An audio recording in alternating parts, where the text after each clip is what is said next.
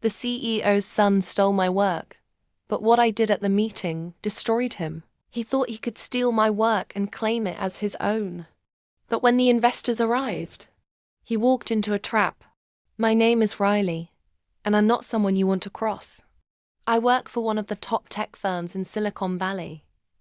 Fast-paced, high stakes, and every idea is worth millions. I'd spent 6 months developing a pitch that could transform our company's future. It was airtight, game-changing, and ready for the next investor round. But 2 days before the big presentation, I noticed something strange. My files were accessed at 3:12 a.m. Not by me. I checked the audit log. Someone had used my login. Only one person could have done it. Landon, the CEO's golden boy son. The kind of guy who wears $900 sneakers and thinks nepotism is a personality trait. Landon had been assigned to shadow me for experience. All he did was scroll on his phone and take credit for breathing. I had no proof it was him, until I caught him accidentally quoting my exact lines in a conversation with a VP. And then it hit me. He was going to steal my pitch. So I let him. I replaced the files on the company server with fake data charts that looked real, but were completely flawed.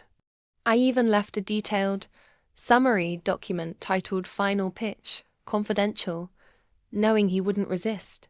Then I made a real version saved offline, under a different name, encrypted, and backed up on a flash drive I kept in my bag. The day of the investor meeting arrived. The boardroom was packed. The CEO was there. Investors from New York, even a Forbes journalist. Landon strutted in wearing a smug grin and a designer suit, carrying my presentation on his tablet. He stood up, clicked play, and started presenting data that looked legit at first. Then came the projections. Revenue growth, -12%. Logistics cost, up 27%. One investor leaned forward, frowning. Are these numbers correct?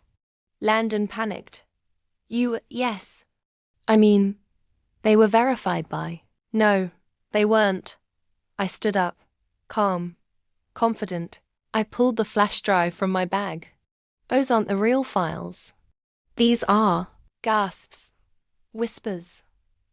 Landon turned red. I plugged in the drive. The screen changed accurate data, clean charts, actual growth projections. Investors were nodding again. The CEO narrowed his eyes. Landon, did you access Riley's files? Landon stammered. I was just helping, by stealing her pitch and nearly tanking a $30 million deal. Silence. I hadn't just exposed him. I'd set him up to trigger the company's own cybersecurity protocol. By using my credentials, he violated the firm's data access policy, which meant automatic investigation and immediate suspension. By noon, he was escorted out by security. By the end of the day, I was promoted to Director of Innovation. And the cherry on top, the investors not only funded the project, one of them offered me a private advisory role. Subscribe now. Your next obsession lies here.